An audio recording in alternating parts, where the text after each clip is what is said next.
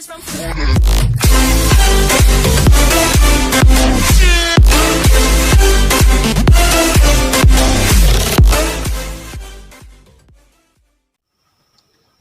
selamat pagi.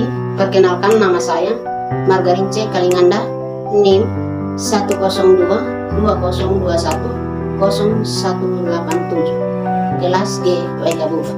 Izinkanlah saya untuk mempresentasikan tugas mata kuliah Psikologi Perkembangan. Adapun pokok pembahasan materi yang saya presentasikan yaitu 1. Definisi temperamen menurut ahli. 2. Stabilitas temperamen menurut ahli. 3. Faktor yang menyebabkan terjadinya temperamen serta konsekuensinya pada perkembangan selanjutnya. 4. Jenis temperamen pada anak-anak menurut ahli. 8 tahap perkembangan psikososial dari Erik Erikson. Materi yang pertama yaitu 1. Definisi temperamen menurut Gordon Allport. Temperamen adalah gejala karakteristik dari pada sifat individu, termasuk juga mudah tidak terkenanya rangsangan emosi, kekuatan, serta kecepatannya beraksi, kualitas kecepatan suasana hatinya, segala cara daripada fluktuasi dan intensitas suasana hati. Pengertian umum temperamen adalah faktor yang cenderung mempengaruhi suasana hati atau cara menanggapi stimulasi yang mengganggu bagi individu. Materi yang kedua, definisi stabilitas menurut ahli. Menurut Kagan, temperamen cenderung menjadi stabil sepanjang perkembangan individu.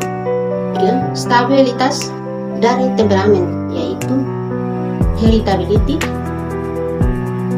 lingkungannya tidak sama, variasi budaya, heritability atau kembar serupa dibandingkan sifat persaudaraan kembar, melintasi cakupan luas dari ciri temperamental, tingkatan aktivitas, perasaan malu atau kemarahan, sifat lekas marah, rentang perhatian, dan ketekunan, dan ukur kepribadian atau introvert atau ekstrovert, ketertarikan, persetujuan, dan menuruti tata hati. Lingkungan yang tidak sama, pengalaman berbeda di dalam keluarga, saudara kandung mempunyai pengalaman yang unik dengan panutan, guru, dan hal yang lain. Variasi budaya, perbedaan etnis yang konsistennya di awal keberadaan temperamen dibandingkan dengan bayi kulit putih, yaitu Cina dan bayi Jepang cenderung untuk lebih tidak aktif, amarah, dan mudah tenang ketika terganggu dan lebih baik pada penanganan diri mereka. Menurut Kagan et al. Tahun 1994, Lewis, Ramsay, dan Kawakami tahun 1993. 3. Faktor yang terjadinya temperamen serta konsekuensinya pada perkembangan selanjutnya yaitu jenis kelamin dan budaya, lingkungan, dan cara didik keturunan. Jenis kelamin dan budaya. Danger sangat berpengaruh pada tingkat temperamental dari seseorang individu. Laki-laki pula terkadang lupa mengontrol emosi sebab ia lebih mementingkan ego. B. Lingkungan. Lingkungan sangatlah berpengaruh pada seseorang baik secara tak langsung maupun tidak langsung. Lingkungan pergaulan akan menggambarkan cara bersikap seseorang. Lingkungan pergaulan tersebut bisa berupa lingkungan pergaulan yang sehat yang tentunya akan memberikan pengaruh yang baik bagi individu, dan lingkungan tak sehat akan memberikan pengaruh yang buruk. C. Cara mendidik. Pola asuh atau cara mendidik anak yang dilakukan orang tua akan membentuk karakter mereka. Sifat anak tidak akan jauh berbeda dengan pola asuh yang diberikan oleh orang tua. D. Keturunan. Asal sifat temperamental seseorang bisa saja adalah faktor keturunan atau bawaan dari lahir. Sikap temperamen bawaan lahir sulit diubah, tapi jika ada keinginan maka bisa dikendalikan. 4. Jenis-jenis temperamen pada anak-anak. Menurut Chase dan Thomas tahun 1993.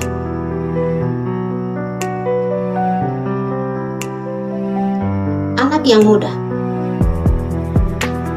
Anak yang muda berada dalam suasana hati yang positif, cepat membangun rutinitas, teratur pada masa kecil dan mudah beradaptasi dengan lingkungan baru.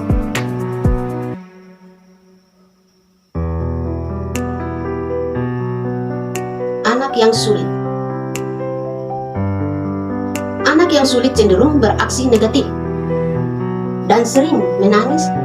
Rutinitas kesehariannya tidak teratur dan lambat untuk menerima pengalaman baru.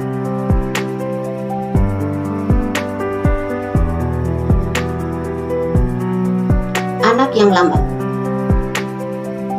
Anak yang lambat yang memiliki tingkat aktivitas yang rendah, agak negatif, dan menunjukkan tingkat adaptasi yang rendah, serta memperlihatkan tingkat suasana hati. 5. 8 tahapan perkembangan psikososial menurut Erik Erikson.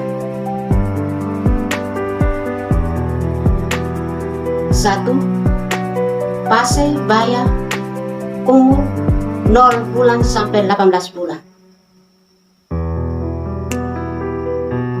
Rasa percaya atau curiga, di mana pada tahap ini berperan besar dalam menentukan apakah dia akan mudah percaya atau curiga kepada orang lain. Orang yang paling berperan penting pada fase ini adalah ibu atau orang lain yang berperan sebagai ibu.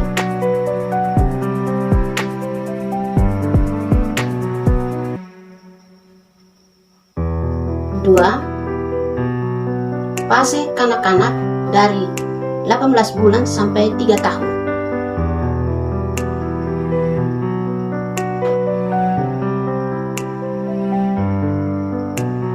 Pada fase ini adalah otonom atau malu-malu, di mana fase ini banyak menentukan rasa percaya diri dari sang anak saat beranjak dewasa.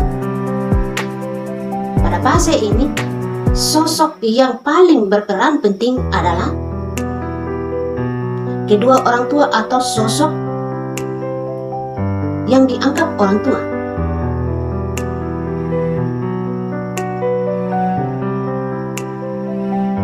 3. Fase awal anak kecil dari 3 sampai 5 tahun. Pada fase ini, seluruh anggota di keluarga sang anak sangat berperan besar dengan pertumbuhan sang anak. Krisis emosi yang paling dirasakan pada fase ini adalah inisiatif, rasa bersalah. Disinilah sang anak belajar banyak mengenai apa yang boleh dan tidak boleh,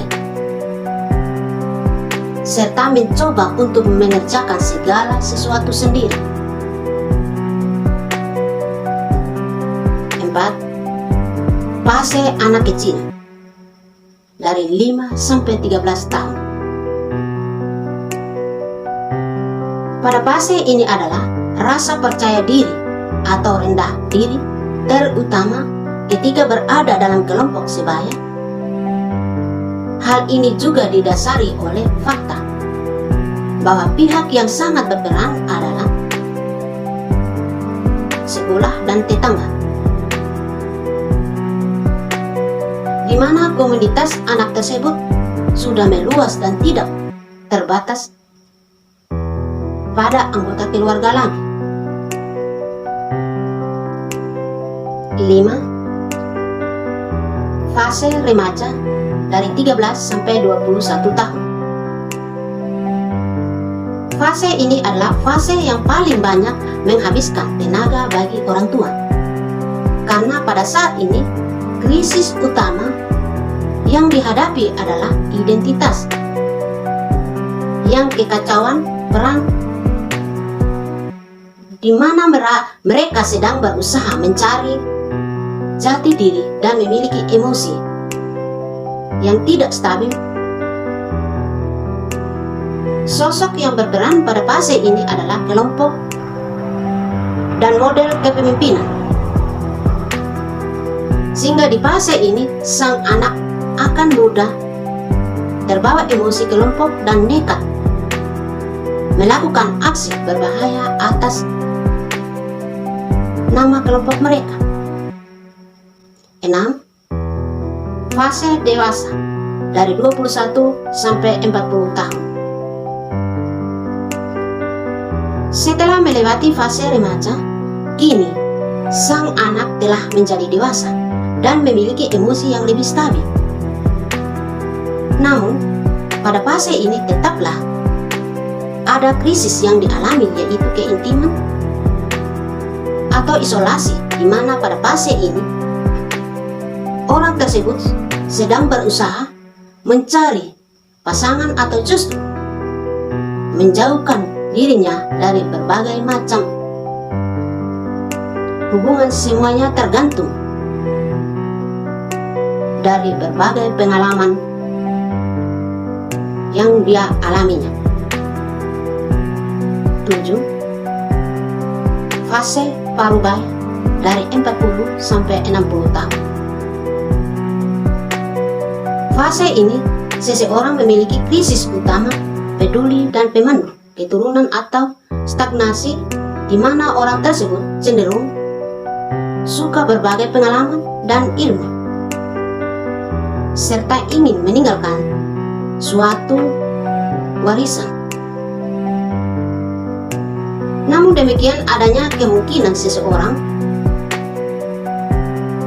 justru merasa tidak berguna karena pernah mengalami kegagalan besar di masa hidupnya. 8. Fase lansia dari 60 tahun sampai di atas.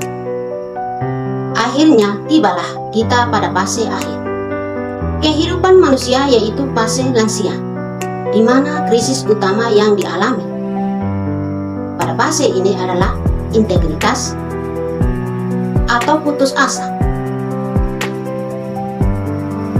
Rasa integritas cenderung muncul karena adanya rasa tanggung jawab yang besar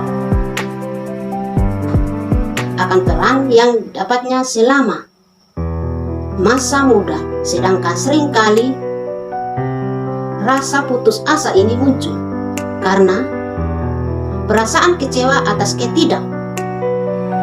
keberhasilan yang pernah dia alami. Demikian hasil dari presentasi saya. Sekian dan terima kasih. Shalom.